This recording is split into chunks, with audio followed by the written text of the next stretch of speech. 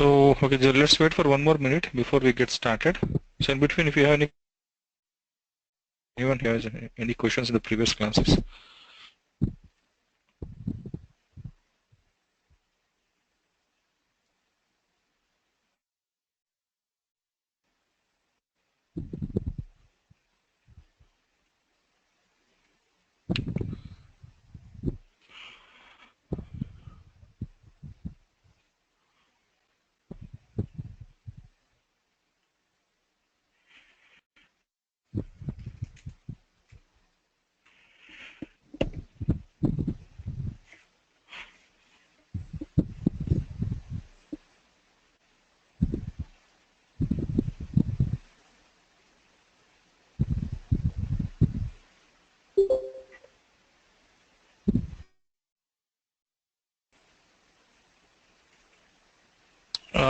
Sham, which software you're asking? 32-bit or something?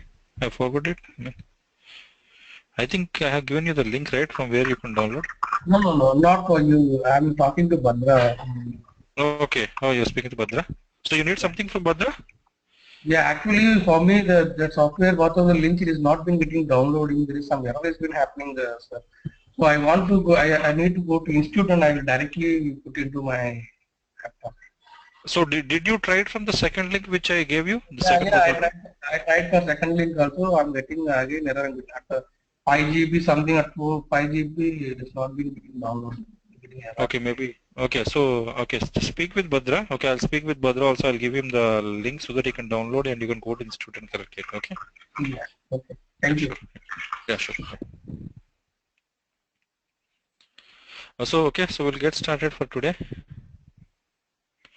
So in the last class, I mean, just to quickly recap what we have seen yesterday in the last class, basically. So we are seeing something about the table spaces. So in the last class, I'll run the commands quickly just to do the recap kind of thing, basically. Okay. So if you want to find the table space sizes, this is important because the you'll do such kind of monitoring in companies. Okay. So if you want to find the number of table spaces, if you want to look, the command is list table spaces. If you want to find their sizes, the command is list table spaces show detail, which we have seen yesterday. So if you want to see the output, okay, you need to connect to the database. So let me connect to sample. So if you run it, for each and every table space, it will show you a lot of characteristics. Okay, we have seen till this point only. The rest of the things will come into in future. So don't worry about these things. Basically, these are not yet covered. Basically, okay. So if you look at each and every table space, these things are self-explanatory. For every table space, an ID will be generated. So DB2 has generated 9 for this. The next is a table space name. The next is a type of table space. So this was deprecated. So no need for this. And this is what we have seen also. State is important. The table space state should be normal. Okay.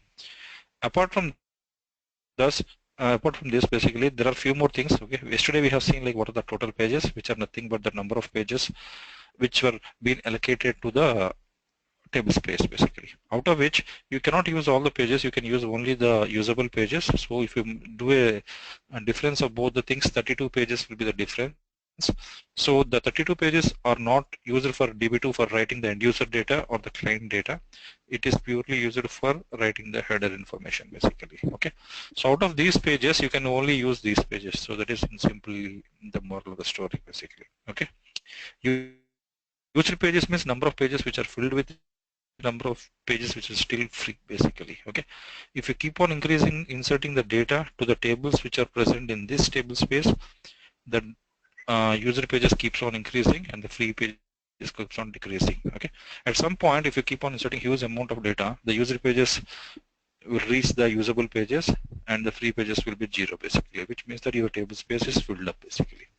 So if your table space is filled up, how to increase it? You need to run alter table space command, which we have also seen, basically. Alter table space, you can do extend, you can do resize. In case if you want to reduce it for any reasons, so you can also do reduce command, basically. Okay. And apart from that, yesterday we have seen also a number of containers. I told you yesterday, like your table space can have a single container, it can have multiple locations. Okay, so sum of all the container sizes is equal to the table space size, basically. Okay, so how to create it? Yesterday we have seen the syntax of how to create the table spaces with multiple containers, the same syntax what we have seen before. So this is the syntax which we have seen yesterday. Just put a comma and give the definition, put a comma and give the definition basically. Okay. So if you want to see the physical locations, I want to find out where this table space is pointing to. So we have seen the command for that. So the command is list table space containers for ID. So my ID here is 9, so you can see the physical location. Okay. And if you want to see the size, just put show detail of this container. It will show you the size also basically. Okay. Okay. So apart from this, we have also seen something about after this what we have discussed yesterday. We have discussed yesterday like what is the difference between SMS and DMS. As I told you, in SMS it uses all the free space which is present on the drive or file system, whereas in case of DMS it uses it can reach maximum to the size which you specify. So if you want the performance, DMS is a better. If you want the less maintenance, SMS is a better basically. Okay. And this is the last thing which we have discussed. So if you create a database, yesterday before closing the session I have created a database, and you can see that there are 3 default table spaces which got created. So the name of the table spaces are syscat space, second is temp space, and third is user space 1. Okay. So today we'll spend some time on what is syscat space and what is temp space and what is user space 1 basically. Okay. So any questions before we start for today's session? Any? Okay, so we'll start with the today's thing.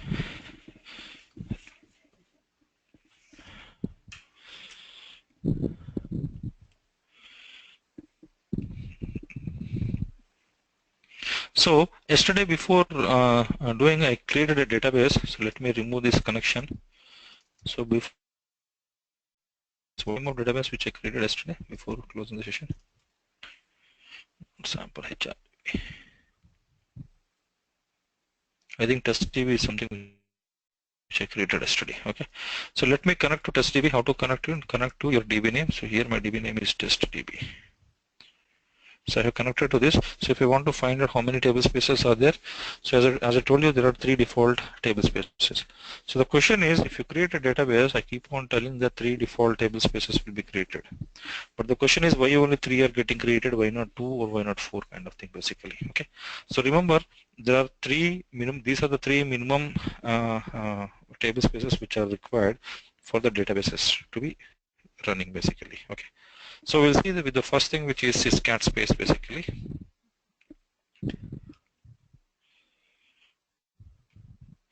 So the first default table space is syscat. I think most of the people here, they are experienced people, so you know what is metadata, right? Basically metadata.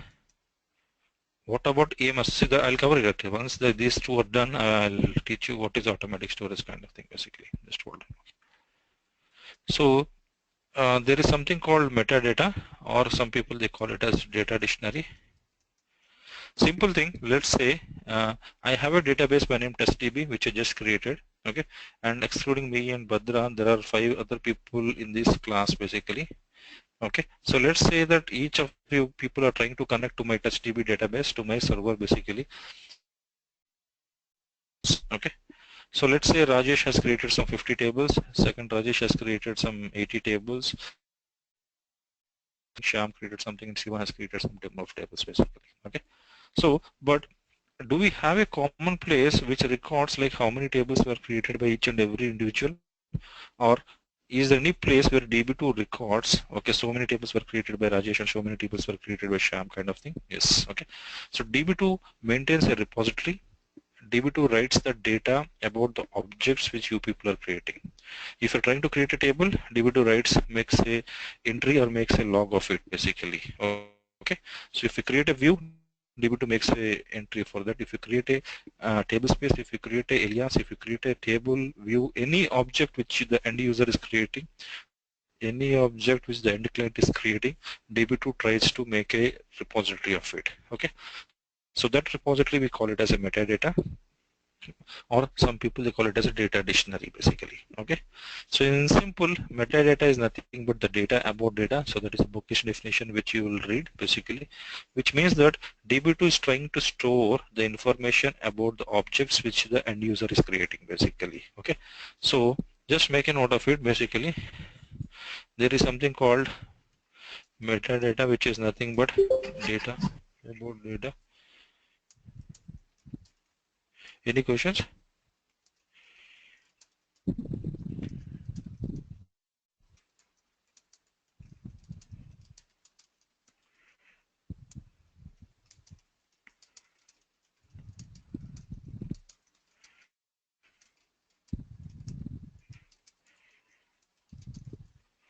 See, simple thing, as I keep on telling you, the if let's say you 5 people are there who are trying to connect to my database and you are trying to create some objects.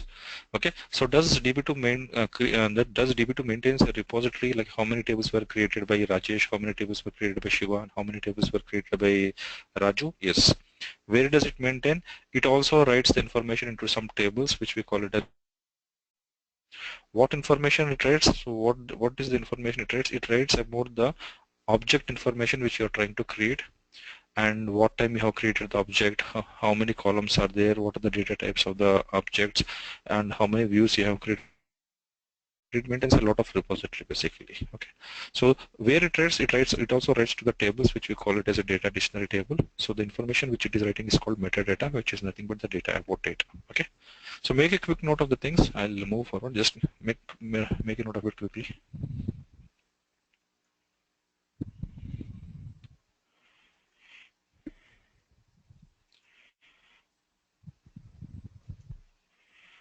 Rajesh, what is AMS? Automatic storage only, right? Or something else? AMS means?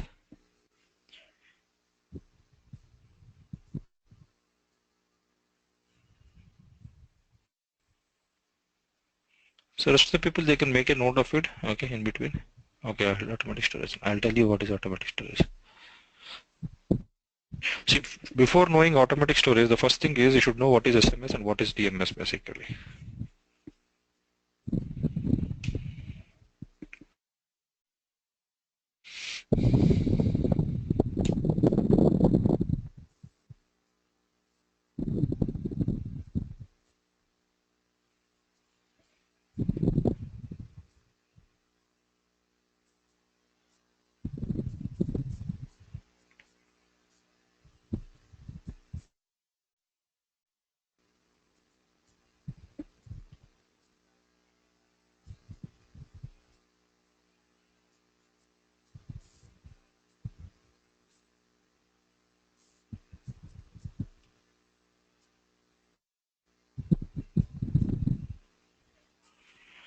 So done, okay.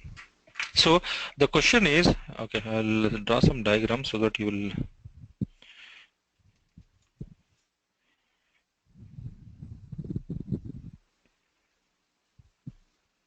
Okay, the same thing. So let's say you have a server, you have a database, sorry, you have a database, okay.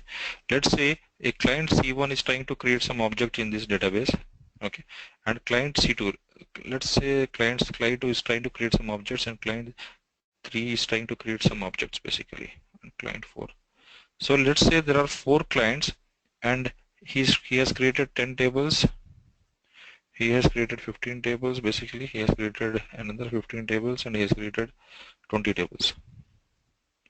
So let's say each client is trying to connect to my database and is trying to create the tables. But at any moment of time, can I find out like how many tables were created by C1? Yes.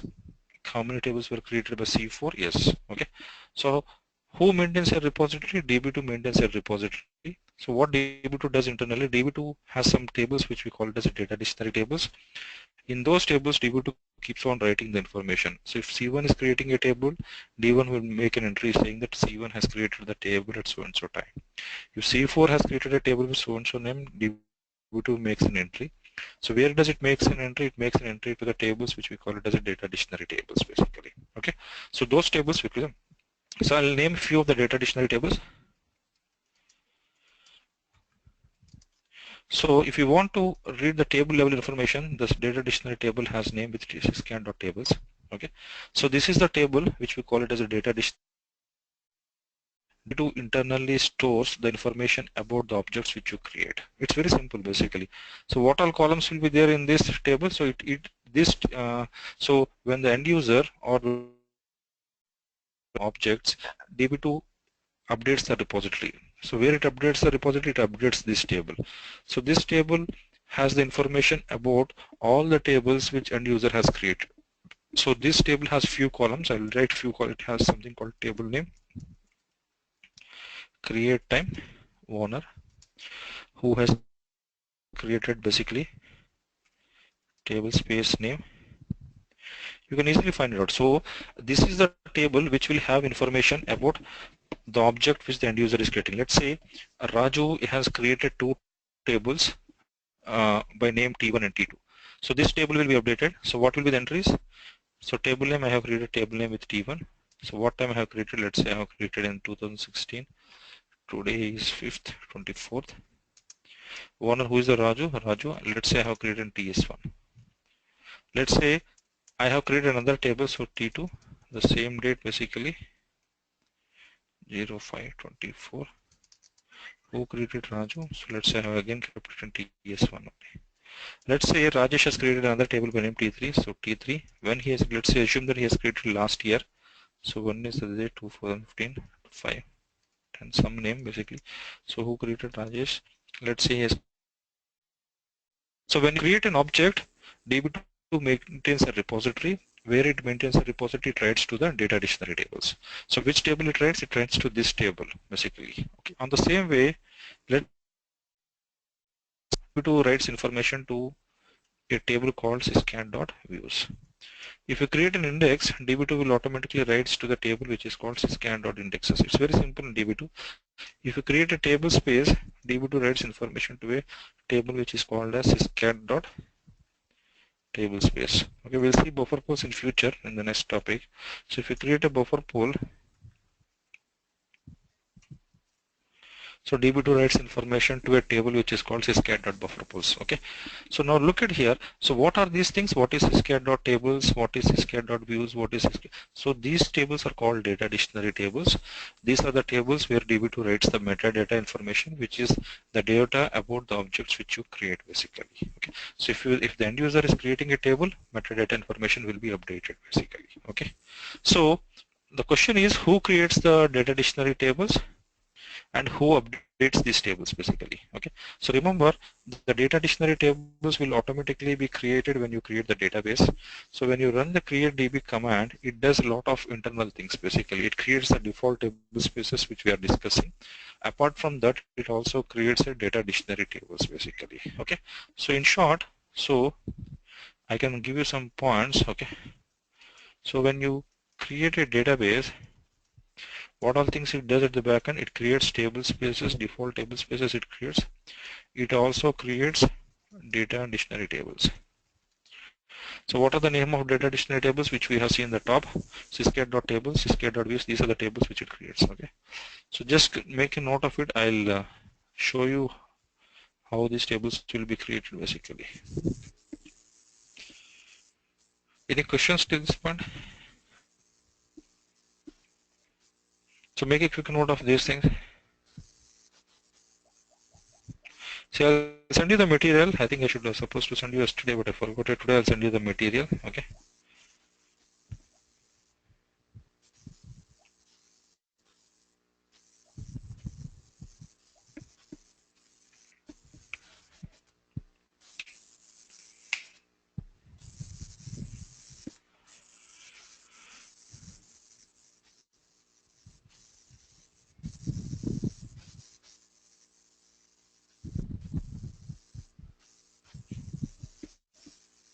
So make a quick note of it basically.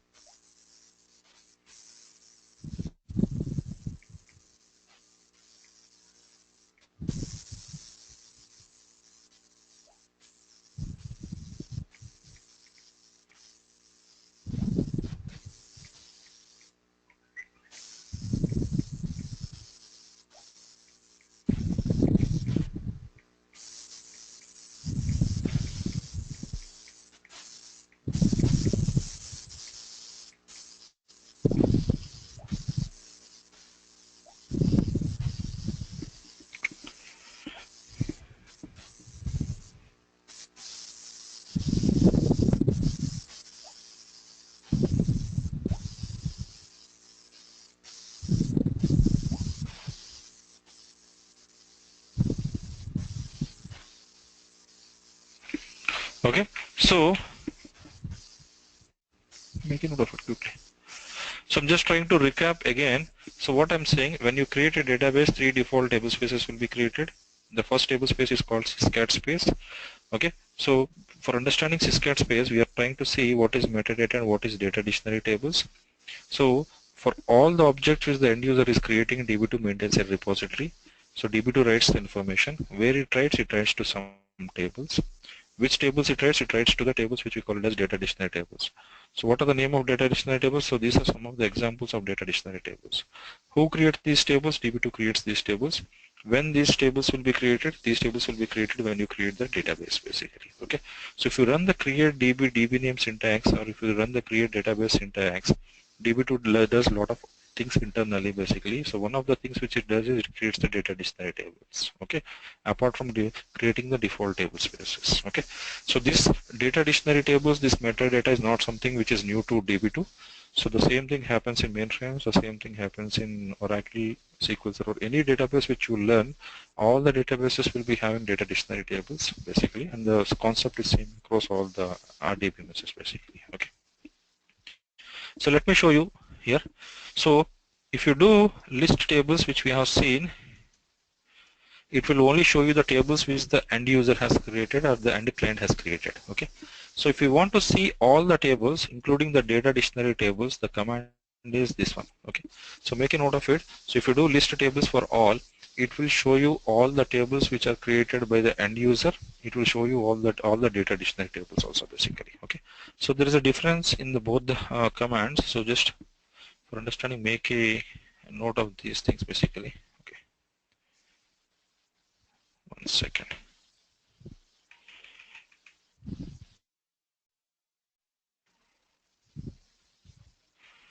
So if you do simply list tables created by end user or client, but if you do list tables for all, it will show tables created by end user and system tables. Spelling is wrong, you can ignore it. Okay, so try to understand the difference. List tables will only show you the tables created by end user, whereas list tables for all will show you the tables created by end user and the system tables also basically. Okay.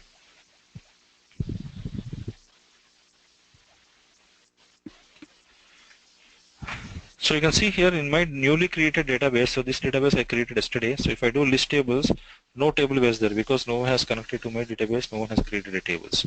But if I do list tables for all, as I told you, it will show you the data dictionary tables and also it will show you the normal tables basically. Okay, so if I'm doing it, you can see there are a lot of tables which are of 396 tables are there basically. Okay, so you can see here the second column here is nothing but a schema name. We call it a schema. Schema is nothing but in which group they have to put. Okay, you can see the schema has this IBM here. If you scroll down a bit, you'll see a lot of schemes. Or I'll go page by page. So if you put more, it will show you the first page. You can see there are a lot of tables which are in syscat. I'm scrolling down. You can see a lot of tables are created. Okay, so these all tables which are in sys group. So anything which is starting with sys are called data dictionary tables. So if you create a database, DB2 will create all these data dictionary tables. Why DB2 is creating all these data dictionary tables? Because it wants to write the metadata information. So what is metadata? It wants to write the information about the objects which the end user is creating basically. So DB2 writes to this information basically. Okay. If due to some reason, if the metadata is corrupted or if your data dictionary tables are inaccessible, then your database won't be available to the end user basically. It happens in the real time basically. Sometimes what happens, the data dictionary tables will be corrupted, or few of the tables are corrupted, or the place where they're storing in the disk gets corrupted, then your database becomes unusable basically. Okay, so make sure that in companies your data dictionary tables are in good state always basically. Okay, so the reason why I am telling about the data dictionary tables or the metadata is, so these are the tables basically. These tables should reside on some table space basically. So in which table spaces they reside basically. So remember, all the system tables, or we call it as a data dictionary tables, reside in syscat space, which is the default table space. So as I told you yesterday, when you create a database, 3 default table spaces will be created. One is syscat space. So in the syscat space, all the system tables will be created basically. So who creates the system tables? DB2 creates the system tables. So when DB2 is creating the system tables, they are stored in a table space which is called syscat space basically. Okay. Make a note of it quickly.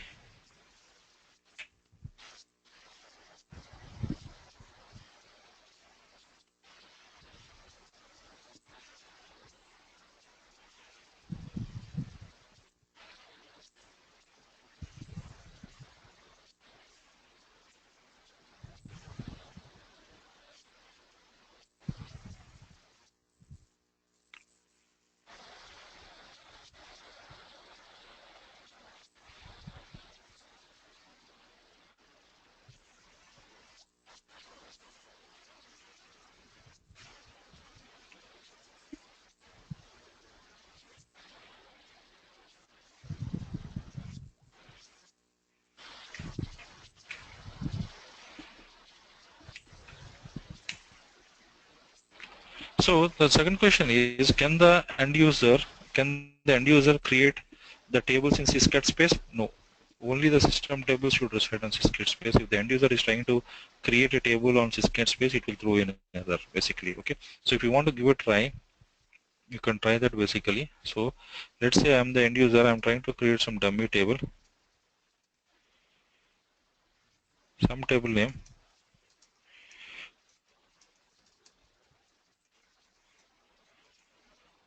Okay, so you can see I told you about the errors yesterday. You can see here the syscat space cannot be used for user objects basically. Okay, on the same lines, if you want to create the same table in a different table space, it definitely accepts it basically. TSS1 is undefined. Okay, we don't have TS1 here. We have TR. We'll put some other table space name here. You can see this gets created. Okay, so remember the end user or the client thing cannot be created in. Only the additional tables can be created there basically. Okay. So make a note of it basically.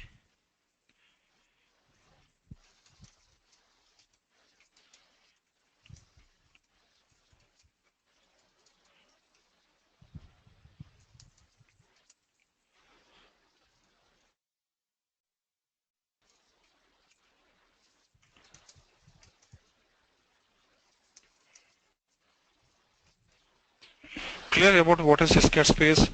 Okay, so that's the reason every database basically, because every database should have the system tables. That's why if you create a database, by default syscat space will be created. Okay,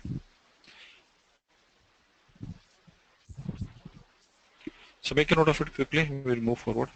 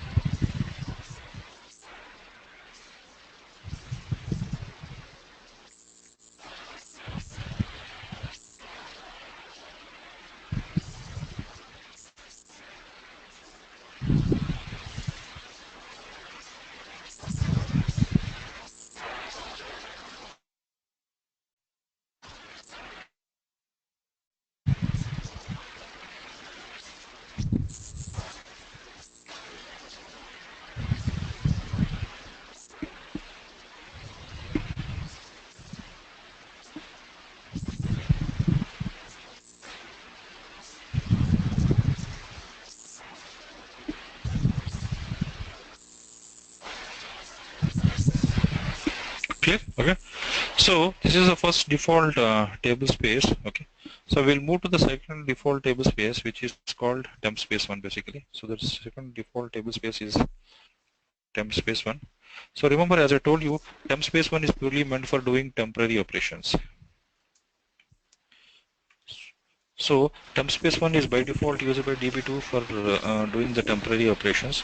So when I say temporary operations, like the temporary operations in databases are something like joins and what do you say, the sorting kind of thing basically. So if you run a query or if you do a join between two tables or a number of tables, so DB2 writes a temporary information is called as temp space. Okay, I'll give you a simple example to make it clear. Okay, let's say very simple example. I have a table and I have another table basically, or I'll make it big then to make it clear. So let's say I have an employee table basically. Let's say here I'm having few columns by name, employee ID, name, department number. Just an example, I'm writing it here. Okay, so let's say I have another table also, just an example, which also has few columns basically, like department number, department name. So let's say there are okay, sorry, few values to it. Employee ID is 555, name is Raju, my department number is 12, or we can, okay. So I'm just giving few dummy values for understanding only. Okay, don't take the values as serious or something.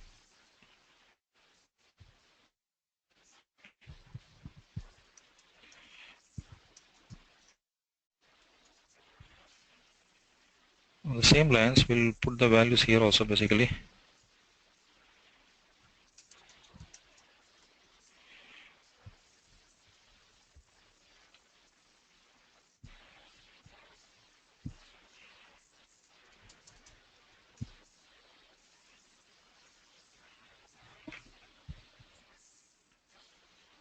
Or we'll put one more value here to make it simple.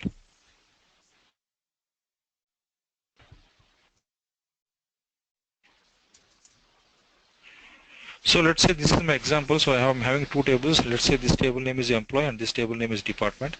So I just kept a very less amount of values. Okay. So I want to find out like how many people are working in DB2 department. Okay. So let's say if that is the query. So you can see here my DB2 department has a department number which is D20. I have to search here like how many D20s are there. So there are two D20s values, which means that there are two people who are working in what to say, the DB2 department. Okay. So what really happens internally is when you try to write a query which is doing a join of both the things, when you do a join, there should be some common column. So here in my example, this is the common column, this is the common column, and this is the common column. Okay. So when you write the join condition, this first row will be matched with this row, this first row will be matched with this row. Okay. The second row will be matched with this row, second row will be matched with this row, third row will be matched with this, third row will be matched with this basically. Okay. So for each and every record in this table, it tries to matches with all the, it tries to check whether the match is happening with the other table basically. For second record, it tries to check with the all the records. For third record, it will try to check with the all the records basically. Okay. So this is having 3 records and this is having 2 records. So in total, the number of combinations which will happen is 3 into 2 basically. Okay. And when you say, so when the first record is getting matched with this one, it has to write the output to some temporary space, because the query is still running. It has to completely scan the table to get the final output. So the first record got matched, it cannot show the temporary output to the end user. It writes the output to some space. Once the complete table is scanned, or once all the rows has been processed to the end user basically. Okay. So do we have a space where DB2 can write the temporary information? Yes. Okay. Where does it write? It writes to the table space, which we call as temp space basically. So what is temp space? Temp space are meant for doing temporary operations. So if you're doing a joins like this basically, so if you're doing a join in between, you will get a temporary output. So the temporary output will be stored in a table space which is by name temp space basically. Okay. So this is the use of it. Let's say my table is having 10 million records basically. So I'm writing a query called select some dummy query, select employee number from employee order by employee number descending. So if you look at this query, or you can put a star or something here. So what is this query? This query is trying to show me all the employee details. Here you are trying to do order by. So when you do order by, which is nothing but you are trying to display the output in descending order basically. Okay. So when you do such things, DB2 internally does the sorting. Sorting is nothing but putting in ascending order or descending order basically. Okay. So for sorting a 10 million records, basically it needs some space. So which space it uses? It uses a space which is called as temp space basically. Okay. So so for when DB2 feels that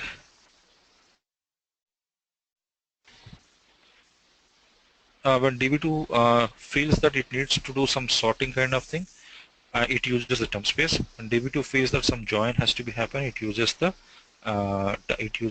temp space basically. Okay, so you need not specify to use temp space. So when you do any operation, DB2 will automatically use the temp space basically. Okay, so just make a note of it. The temp space is the table space which is used for doing temporary operations like joins and sorting kind of thing basically. Okay, so make a quick note of it.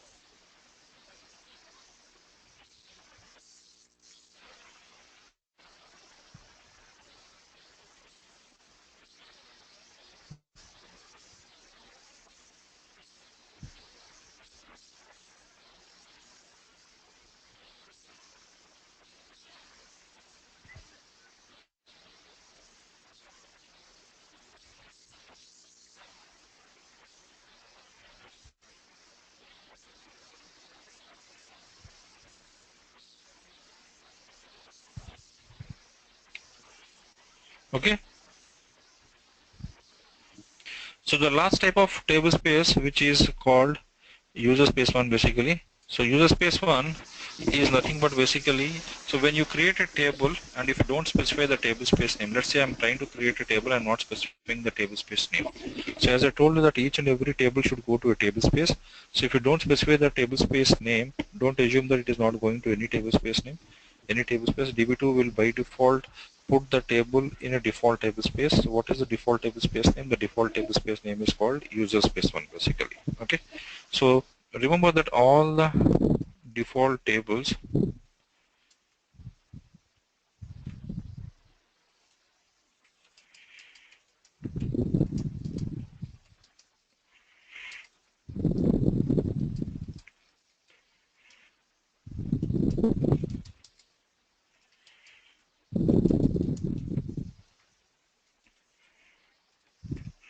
so if you don't specify, I'll give you an example. So if let's say I'm trying to create a table, so let's say I'm trying to create table, test me one some dummy table. So you can see here while creating the table, I'm not specifying the table space name. The question is, where does it store the data and which physical location it store the data? So such kind of tables where we don't specify the table space names, they go to user space one basically. So if you don't specify the table space names, when you are creating the tables, they go by default go to user space one. Okay, so that is the default behavior basically. Okay, so make a note of it quickly.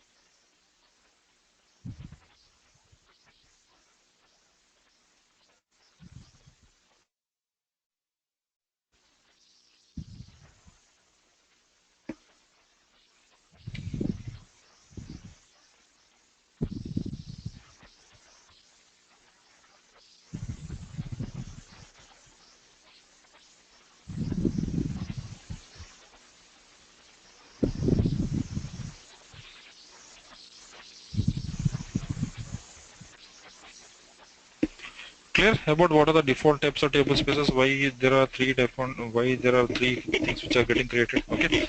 Now let's look at a very broader picture basically. Okay, till now we have seen everything in disjoint kind of thing, like what is thing and everything. Okay, so I'll draw a single diagram through which you can understand each and everything. Okay, so try to understand this. Let's say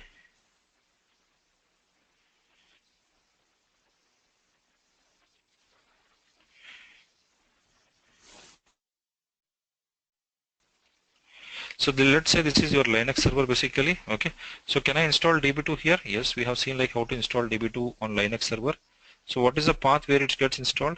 I told you a few times. Basically DB2 by default it gets installed to OPT IBM DB2 V 9.7. Let's stay with 9.7 or 10.5 is 10.5. Okay, so this is the default path where DB2 gets installed. Okay, can I create instance? Yes, you can create an instance. How to create an instance? Basically first create a user. This also we have seen basically. So let me name the user. Let me put the name of the user as DB2 SAPT, which we have also seen previously. So this is my username basically. Okay, so what will be the home directory? We have seen the home directory will be /home/db2sapt. Okay, so can I create a database inside it? Yes, you can create a database here. Let's say I have created a database. Can I log on to db2sapt? Yes, I told you like for databases you can log in through it. Okay, so let's say the name of this database is something called CDB or something, just as a dummy database. CDB is my database name. Okay, so as I told you, if you create a database, how many table spaces will be created? 3 table spaces will be created. So what are the name of 3 different table spaces?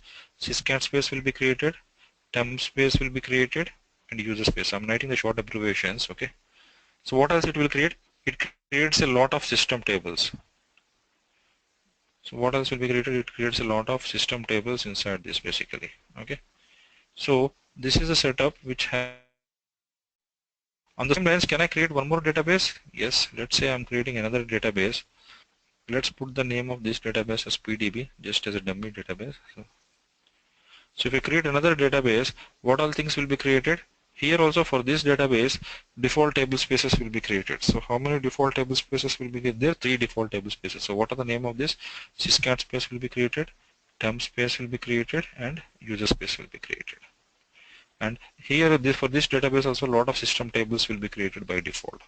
So can I create one more instance? Yes, you can create any number of instances. So how to create an instance? Create a user first basically, called DB2 ICRT basically. So let's say this instance name is something called DB2 ERPT. Now you know the home directory and everything. Okay. Can I create a database here also? Yes, you can create a database. Let's say I'm creating a database here. The data name of the database is KDB or something. So if you create a database here, how many default table spaces will be created? As I told you, for every database, syscat space will be created, temp space will be created, user space will be created. And for this database, lot of system tables will be created, basically. So this is a high level diagram of everything, basically what we have discussed till now. What is Linux server, how many instances are there, how many databases are there, each instance, how to log on to the instance, how to create a database, if you create a database, what all things will be there. Okay. So I just put everything in a single picture so you can just draw it for your reference basically. So do it fast, we will move forward. I'll give you 2 minutes.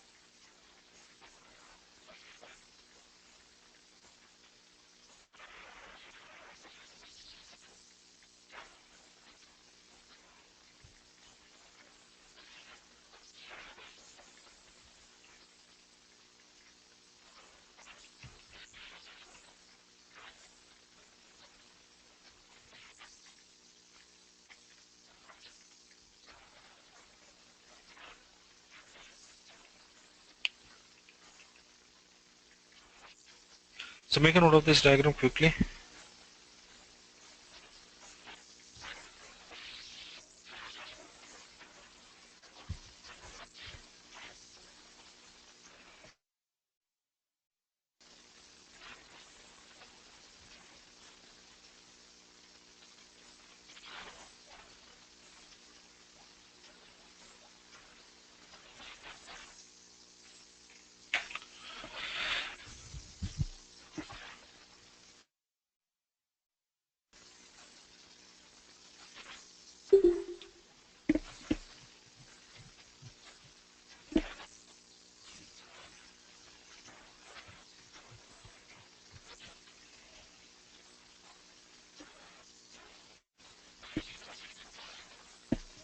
So in the same lines, let's continue. Okay, let's trying to connect to this database, and he is trying to run some big query basically. So if he is trying to connect to the database and run the query, if some joins are there in this database, this temp space will be used basically. Okay, and for any objects which is creating, this scat space will be used basically, and these are the system tables which will be updated basically. Okay, on the same lines, let's say another client C3 by name, he's trying to connect to this database. So if he's trying to connect to this database and run some queries, if he's creating some objects, this scat space will be used basically. If he's doing some joins, this temp space will be used basically. And if he's creating some objects like views, indexes, and everything, the system tables will be updated. Okay. So the point here you have to understand clearly is each database has its own syscat space. Each database has its own temp space. Each database has its own user space basically. Okay. So if the users are connecting to the database, so the local syscat space is used, the local temp space and local user space is used basically for each and everything basically. Okay. So that is important in this diagram. So try to understand that basically. Okay. There are some databases like Informix and everything where syscat space can be shared across multiple databases basically. Okay. So I just don't want to confuse you, but there are different architectures for different DBMSs basically.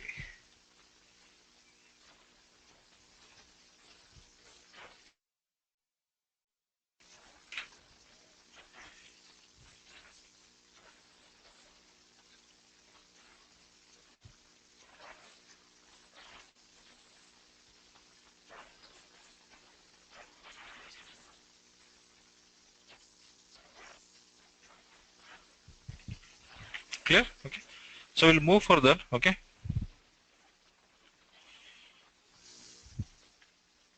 So till now we have seen like what are the default table spaces which are present in the databases kind of thing basically. We'll move further. Okay. So if you remember what we have discussed in the architectural diagram in the initial classes basically.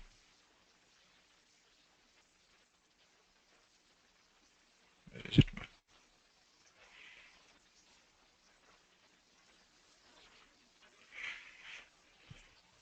If you remember here in the architecture diagram which we have seen basically, so now we are seeing like if the client is trying to create a table, how the data is stored, so in which physical location it is stored, we have seen those things. Okay, so you need to create a table space, you need to create a table on the top of it. So when the client is running a query called select star from that table name, DB2 agent will start. The agent will know which table space the data is there. It will speak with the prefetcher. The prefetcher will go to the exact disk where the data is there. So it will try to retrieve the data depending upon the page size, and it will try to put to the buffer pool. Okay. So we have seen shortly, very descriptive about what is buffer pool. So it is nothing but it's a part of your RAM basically where DB2 will bring the data. Okay. So can you create a buffer pool? Yes, you can create a buffer pool. So do we have a syntax for creation of buffer pool? Yes. Okay. So what should be the size of your buffer pool basically? Okay. So remember, or the question is, can I create a number of buffer pools? Yes, you can create a number of buffer pools. But remember, the sum of all the buffer pool size should not be greater than your RAM size. Obviously, it cannot be greater than your RAM size basically. Okay. So we'll see like how to create buffer pools, and we'll see syntaxes of buffer pools, which is very simple basically. Okay. So in short, what is a buffer pool? Buffer pool is nothing but it's an object in a database. So when I say it's an object in a database, which means that you need to connect to the database if you want to create a buffer pool. Okay. So what is a buffer pool? Basically, let's say part of RAM where DB2 data will reside. So it's nothing but it's a part of your RAM where DB2 data will reside basically. Okay. Remember we can create multiple. So spellings are wrong. Multiple buffer pools for a database. So for a single database, you can create multiple buffer pools basically. Okay. The maximum buffer pool size can be 90% of RAM size. So this is one question which most of the people ask. I have a system or I have a system which is having a RAM of 4 GB. Okay, so what is the maximum amount of buffer pool which I can create? So you can create till 90% of your RAM size. So if you take a 90% of your 4 GB, it will come to something around 3.2 GB or something. Okay, so the maximum amount of buffer pool which you can create depends upon your RAM size. If you are having a RAM of 16 GB, you can create the maximum buffer pool till 14.5 GB or something. The maximum is 90% of your RAM size which you can create. Okay, so the more the buffer pool, the more the space you give, DB2 can copy the data quickly. Okay, simple thing. I have a buffer pool of 2 GB.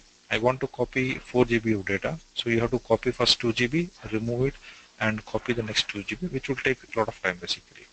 If I'm having a RAM buffer pool of 4 GB and I need to copy the 4 GB of data, that makes the thing easy basically. You need not do the rework kind of thing again. Okay, so buffer pool is only the memory buffer. So if you give more amount of space to the buffer pool, the performance. So just make a. I'll tell you the syntax how to create it and do the things.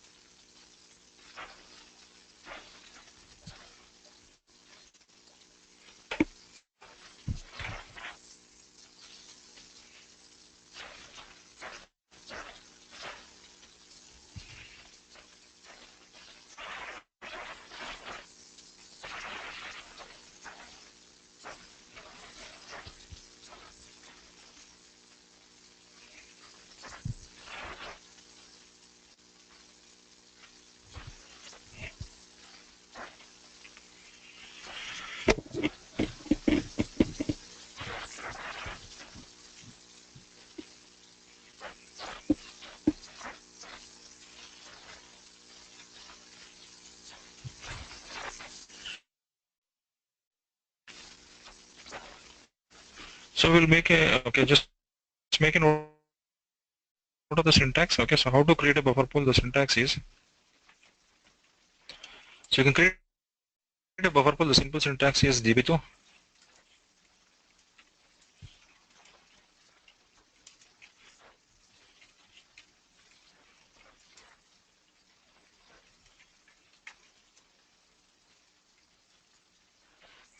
I told you about the page size. You can give any page size according to your choice, basically.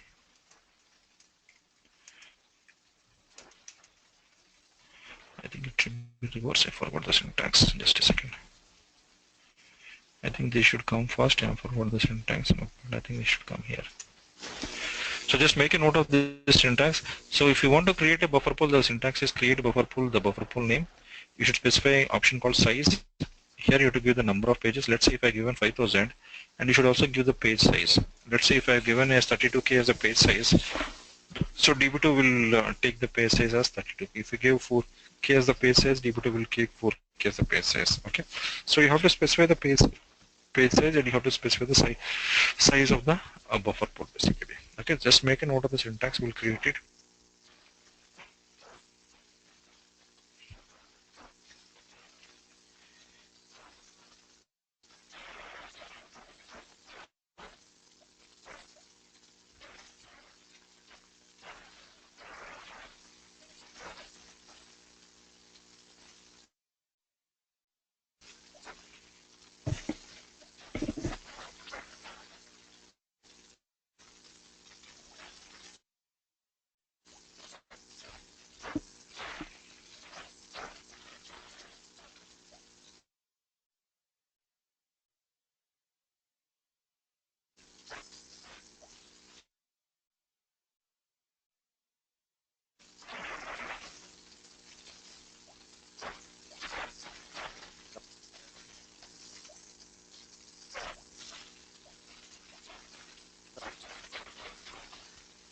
Hello?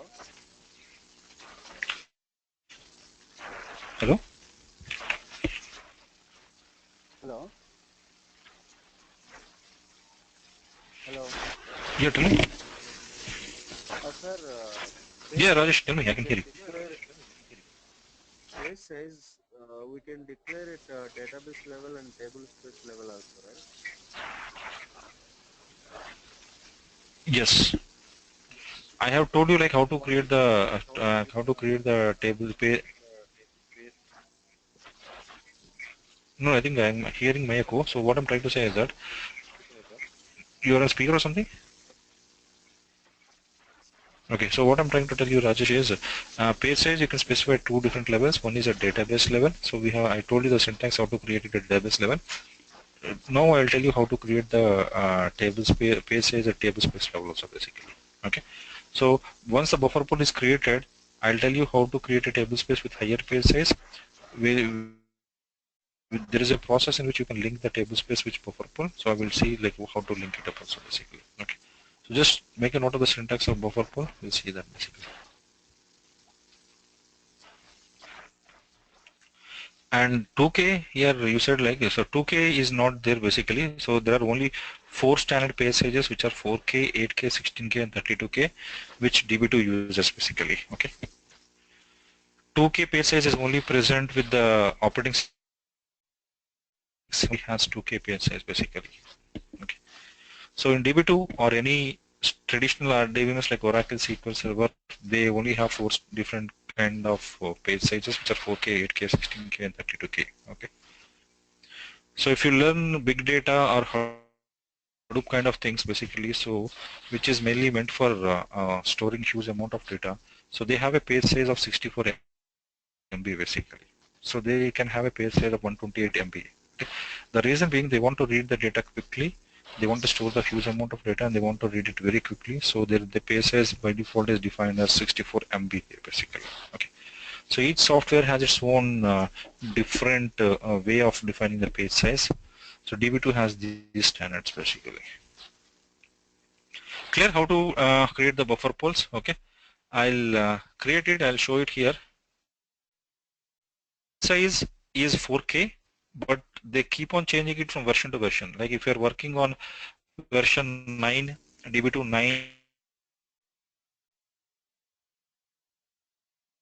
9.5 and 9.7, the default page size they kept it as. In the latest versions, which is 10.1 and 10.5, the default page size they made it as 8K basically.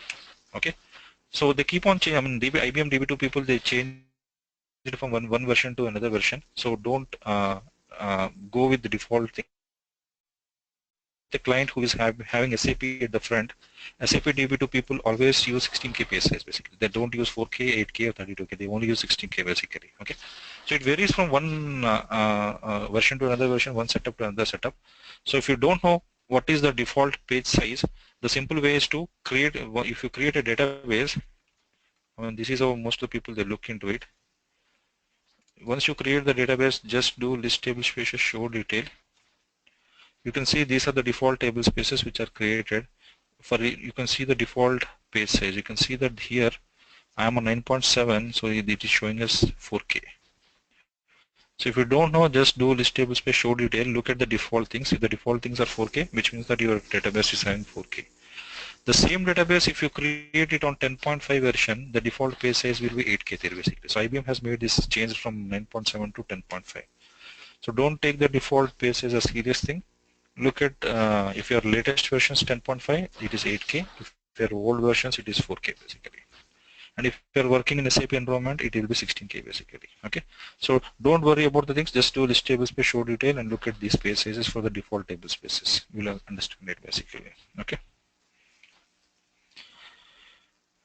Okay. So let's create a buffer pool. I told you the syntax how to create a buffer pool. So let me create buffer pool. Some buffer pool name. Let's create with 8K. Size, let's put a size of 2000. Here I told you, here you are specifying the number of pages. So that's the number of pages. Here I'm putting as 2000. So let's say my page size is 8K. You can see that my buffer pool is created. Okay. So if you're wondering what is the size of this buffer pool, the size of this buffer pool is nothing but size number of pages into page size. So your size of this buffer pool is 2000 into 8K, which is nothing but 16,000K, which is nothing but 16 MB basically. Okay. So if you do a simple math here, basically for the buffer pool which I created just, so I just created with 2000, which is the number of pages into 8K. So if you do a simple math here, which is equivalent to 16,000K, which is almost equivalent to 16 MB. It will be a bit less than 16 MB because we are dividing by a factor of 1024. But that's okay basically. If it is 15.98 or something, or 16 MB is okay. Basically. So this is the size of buffer pool which I have created as an example here basically.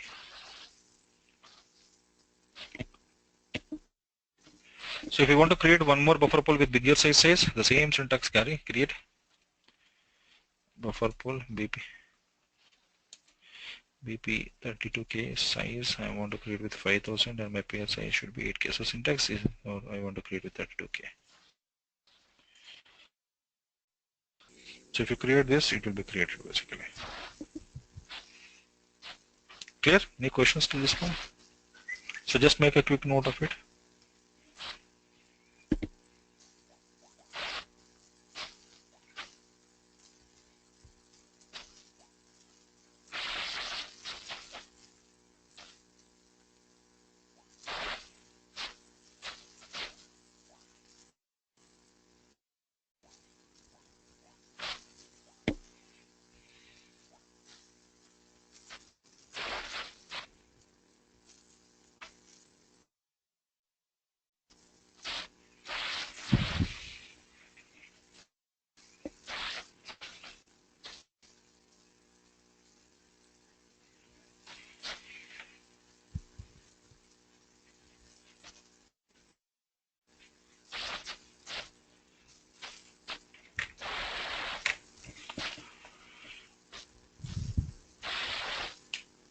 Okay. Just give me one more second.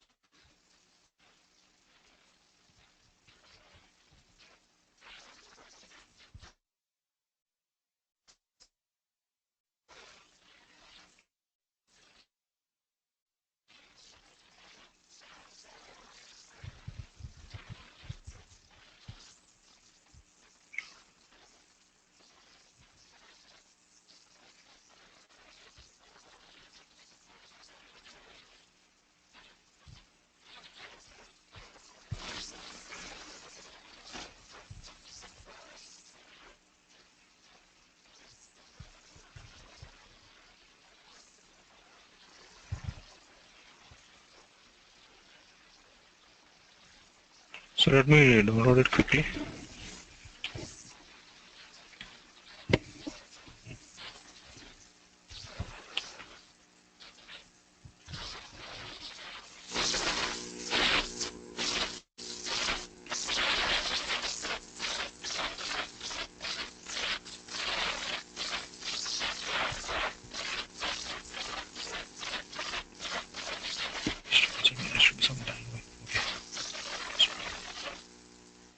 So I'll forward these materials after the class, but what I'm searching is a different thing. It's not here.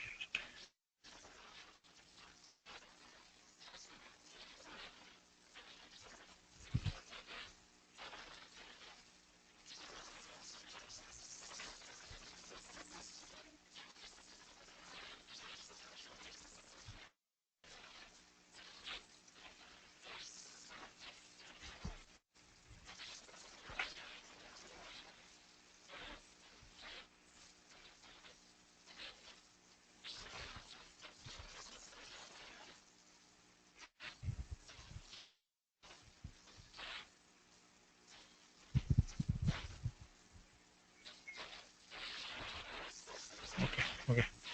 So let's get started. Okay. So what I'm trying to say, so this is a buffer pool, and you know, like how to create a buffer pools and other things, right? Okay. So now we'll see, like now till now what we have seen like what is table space and what is buffer pools. Okay. Now, as someone is asking the call, like can I how to define the page size? We have seen like we can define page size at two different places, which we have discussed previously. One is while creating the database, which we have already seen. The second is when we are creating a table space. Okay. So how to define the page size when we are creating the database? I have told you the syntax. The simple syntax is create DB name. You have to give an option which is called page size. Basically, you can specify any page size, 32K or something, which will take it as 32K. Okay. The second way is you can also define the page size. Say I have a database which is created with default, which is 4K. Okay, can I create a table space of 32K in that database? Yes, definitely you can do that basically. Okay, so how to do that? The same syntax of create table space, except the fact that one new option will be added there basically. Okay, so we started with some basic syntax of table space. We keep on adding one option at a time. So now we'll also add a few more options basically. Okay, so the syntax for creation of table space with page size is, make a note of this syntax, create table space name. Okay, I'll write the old syntax which we have seen before, managed by system, or you can say it as database.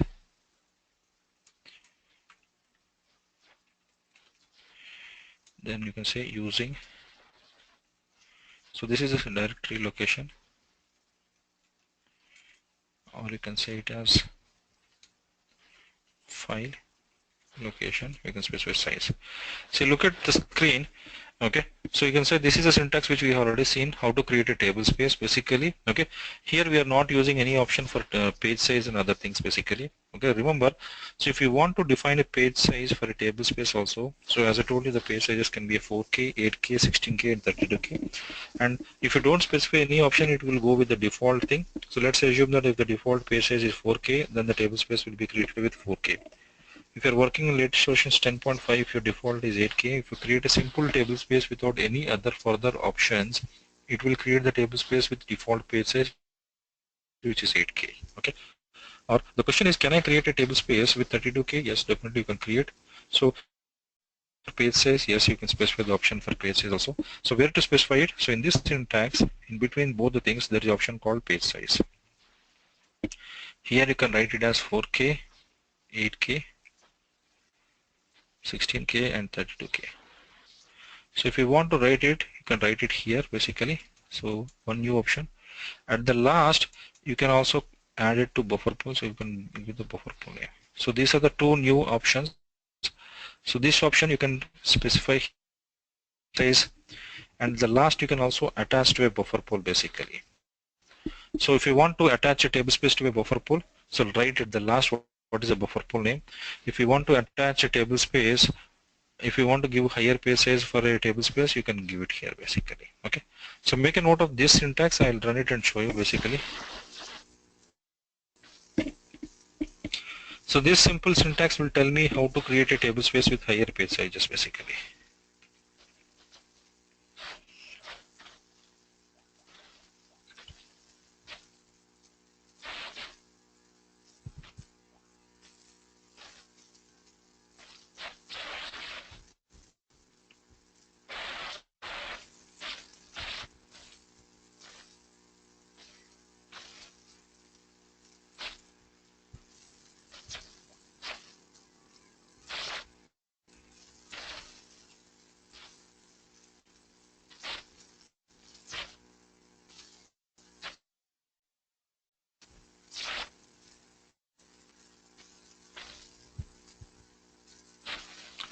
just make a note of it quickly. We'll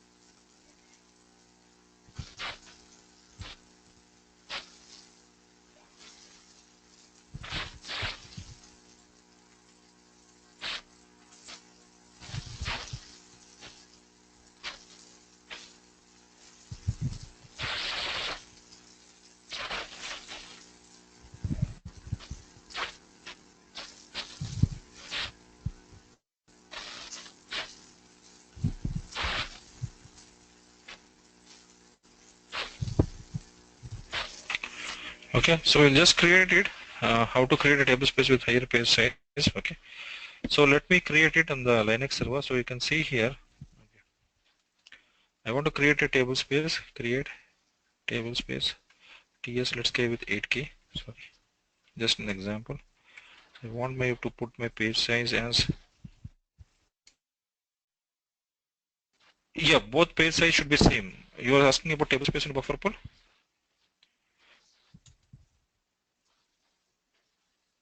Which page size? Shiva?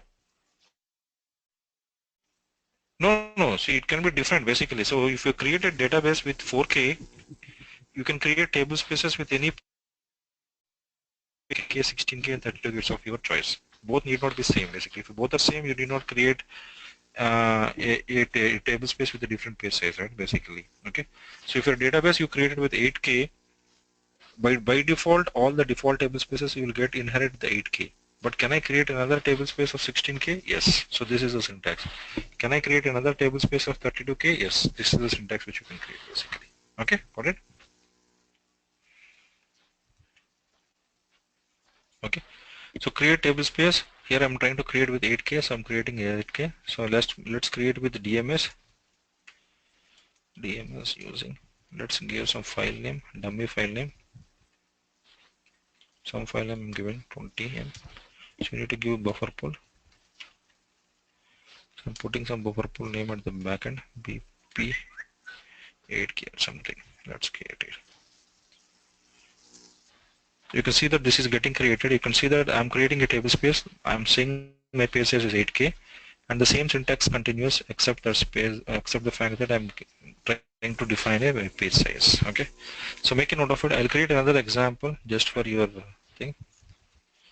So you can create any number of table spaces with different page sizes in a database.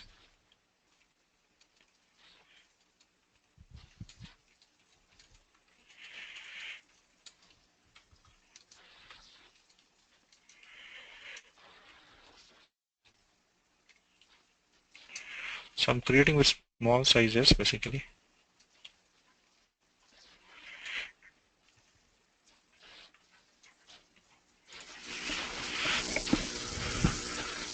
So you can see that in this database, I have created a table space with 8K. I have also created a table space with 32K. So you can create any number of table spaces of different page sizes basically, with respect to your database size basically. Okay. So make a note of the syntaxes. You can run the same thing on your Linux boxes.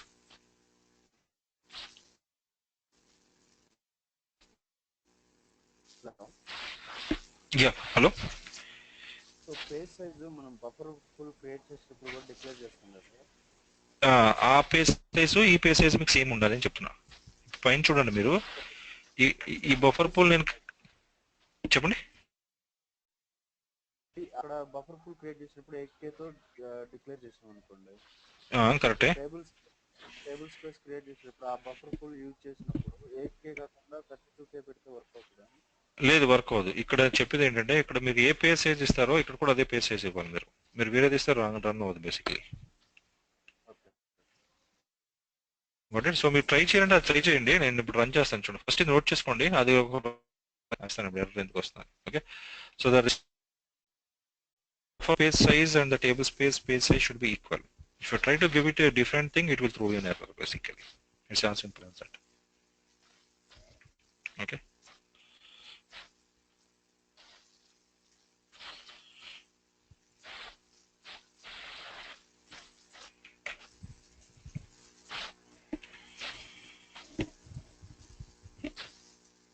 Clear? Okay. So just make a note of it quickly. I'll wait for 1 more minute. Then we can. I'll give you 1 or 2 more examples before we stop it for today. So these things are more onto syntaxes. You will definitely you see these things in the real time basically. Okay. So the syntaxes might be look boring for you, but if you start working on DB2, these are the things which you should know basically.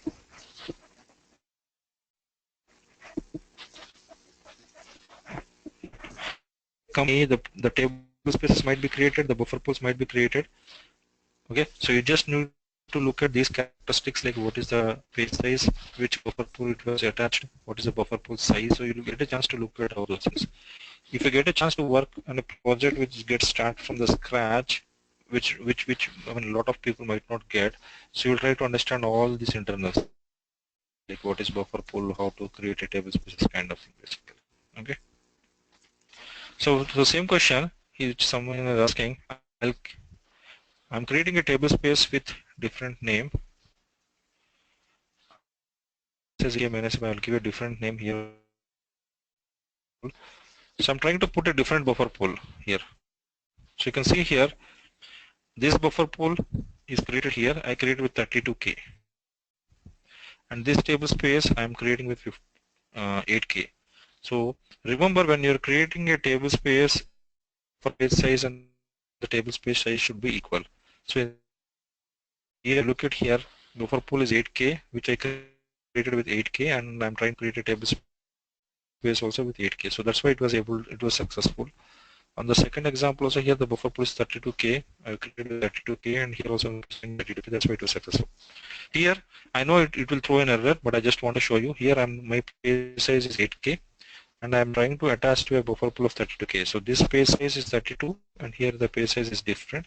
So if you try to create this, it will throw you an error. So if you read the error message which I have told you yesterday how to look into these things, just read this. It says the page size of the table space does not match the page size of the buffer pool attached with it. So from the error message you can easily find it out, like what is the issue which you are getting basically. Okay.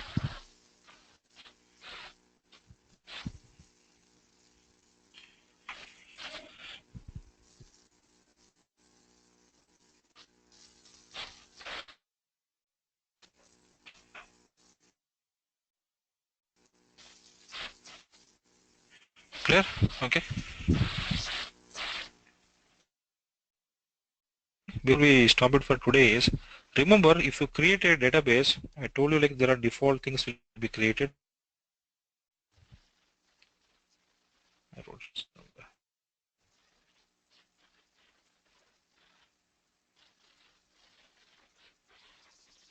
Okay. So when you create a database, by default it creates a lot of internal things basically, which we have seen basically here.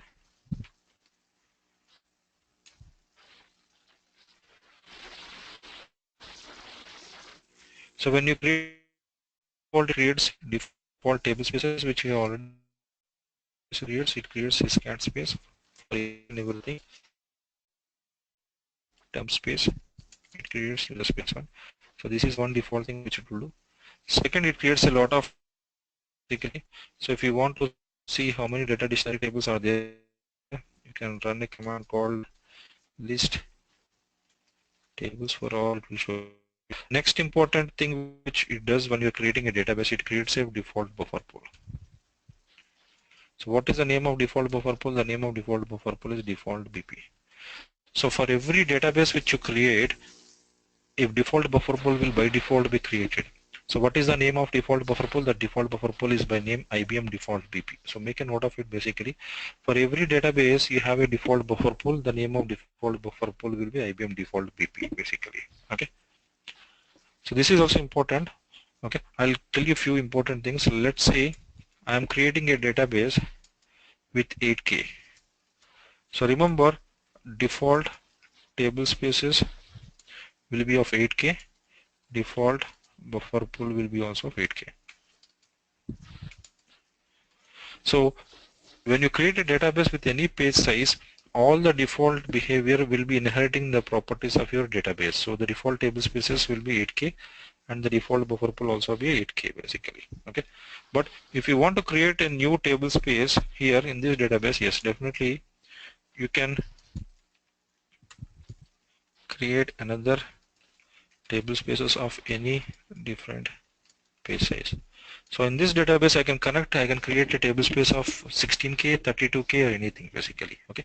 So the point only catch here is for any database which you create with any page size, the default settings will be the default behavior of table space will inherit from the database. The default buffer pool will inherit for the database. So database with 32K, the default buffer pool will be created with 32K, the default table spaces will be created with 32K. So that is a default behavior in DB2 basically. Okay. So any questions till this point before we stop it for today?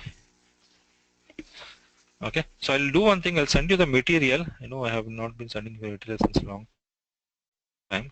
So just go through the material. This is very important material. It has everything covered here basically. Okay. I'll forward this for today. Okay. I'll show you what will be there in this material.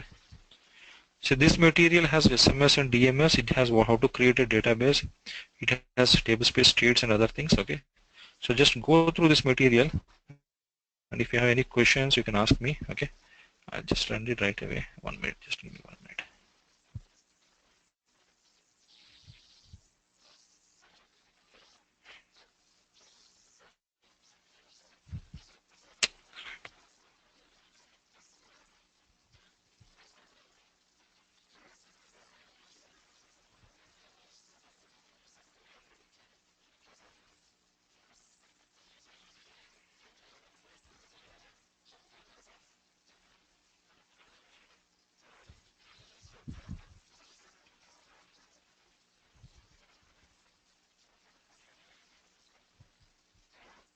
What happened? It's not opening.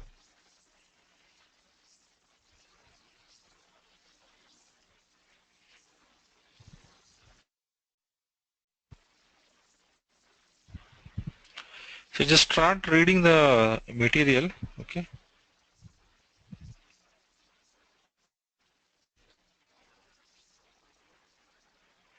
Okay. So just go through the material. If you have any things, you can come back to me and ask me all the time basically. Okay. So any questions before we stop it for today? Okay. So if you don't have any questions, we can stop it for today. Okay. So just go through the material and come back to me if you have any questions, or you can put me email basically. Okay. So and another thing, I'll be out of station for maybe 2 days in the during the weekend, so you won't have a class on this Friday and maybe mostly Monday. I'll keep you updated. I'll update you tomorrow basically. Okay. So I'll give you some exercises during these days. So you just try to download the software. If you're having any issues with the download, I'll speak with Buddha. He will keep the software downloaded with him. You can take the pen drives and you can get it copied from him basically. Okay. But make sure that during when I was out maybe for 2 days, basically you should be good with installation of the softwares. You should be able to run the DB2 commands. And if you have any, I'll be available on the emails. If you got stuck somewhere, just send me the emails. I keep on responding immediately, basically. Okay. So any I'll update you the plan by tomorrow. Mostly you won't have a class on Friday and Monday, basically. Okay. Clear? Okay. So if you don't have anything, we'll stop it for today. Okay. We'll bye.